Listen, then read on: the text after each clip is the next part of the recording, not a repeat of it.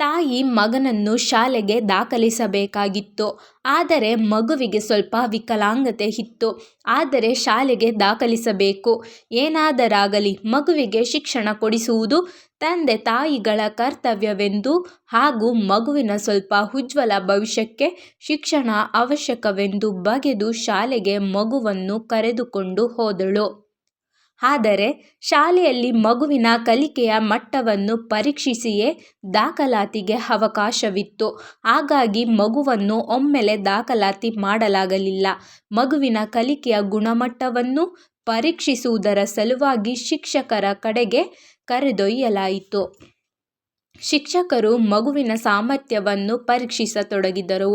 ಮಗುವು ಉತ್ತರ ಕೊಡಲು ಅಸಮರ್ಥನಾದನು.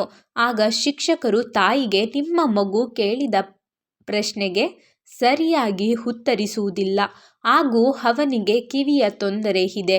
ನಾವು ಕೇಳಿದ ಪ್ರಶ್ನೆಗಳು ಅವನಿಗೆ ಅರ್ಥವಾಗುವುದಿಲ್ಲ. ಮೇಲಾಗಿ ಅವನಿಗೆ ಶಿಕ್ಷಣ ದೊರೆಯುವುದು ಸಾಧ್ಯವಿಲ್ಲ.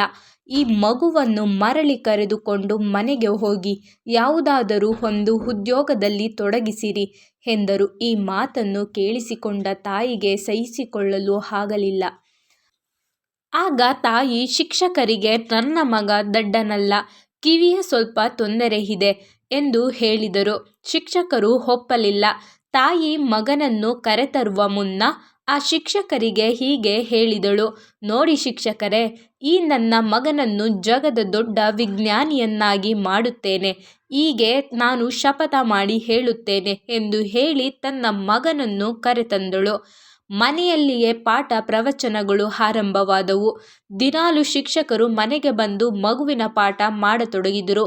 ಮಗು ಚುರುಕಿನದಾಗಿತ್ತು. ಬೇಗ ಬೇಗ ಕಲಿಯುತ್ತಾ ಸಾಗಿದ. ತಾಯಿ ಮಗುವಿಗೆ ಮನೆಯಲ್ಲಿಯೇ ಒಂದು ಪ್ರಯೋಗಶಾಲೆಯನ್ನು ಮಾಡಿಕೊಟ್ಟಳು. ಮಗುವಿಗೆ ವಿಜ್ಞಾನದಲ್ಲಿ ತುಂಬ ಆಸಕ್ತಿ ಇತ್ತು.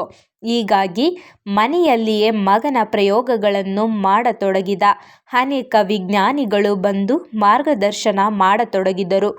ಮುಂದೆ ಪ್ರಯೋಗಕ್ಕೆ ಈ ಮನೆಯ ಪ್ರಯೋಗಶಾಲೆ ಸಾಲದಾಗಿತ್ತು. ಆಗ ತಾನೇ ದೊಡ್ಡ ಪ್ರಯೋಗಶಾಲೆಯನ್ನು ತೆರೆದ. ಇದರಿಂದ ಹೆಚ್ಚಿನ ಶೋಧನೆಗೆ ಅವಕಾಶವಾಯಿತು. ದಿನೇ ದಿನೇ ಪ್ರಯೋಗಗಳನ್ನು ಮಾಡುತ್ತಾ ಹೊಸ ಹೊಸ ಆವಿಷ್ಕಾರಗಳಿಗೆ ಮುಂದಾದ. ಅವುಗಳಲ್ಲಿ ಯಶಸ್ವಿಯಾದ. ಸಾವಿರಾರು ಯಂತ್ರಗಳ ಶೋಧಕನಾದ. ಹಲವಾರು ಯಂತ್ರಗಳ ದೋಷಗಳನ್ನು ನಿವಾರಿಸಿದ. ನೊಬೆಲ್ ಪ್ರಶಸ್ತಿಯನ್ನು ಪಡೆದ. ಜಗತ್ತಿನಲ್ಲಿ ಬಹುದೊಡ್ಡ ವಿಜ್ಞಾನಿ ಎನಿಸಿದ. ಮನುಕುಲಕ್ಕೆ ದಿವ್ಯ ಕೊಡುಗೆಗಳನ್ನೆತ್ತಿದ ಮಹಾಪುರುಷ ಅವನೇ ಹೆಸರಾಂತ ವಿಜ್ಞಾನಿ ಥಾಮಸ್ ಆಲ್ವಾ ಎಡಿಸನ್. ಹೀಗೆ ದಡ್ಡ ಹುಡುಗ ದೊಡ್ಡ ವಿಜ್ಞಾನಿ ಆದ. ಈ ವಿಡಿಯೋ ನಿಮಗೆ ಇಷ್ಟ ಆದರೆ ಲೈಕ್ ಮಾಡಿ, ಶೇರ್ ಮಾಡಿ, ಸಬ್ಸ್ಕ್ರೈಬ್ ಮಾಡಿ. Thank you for watching.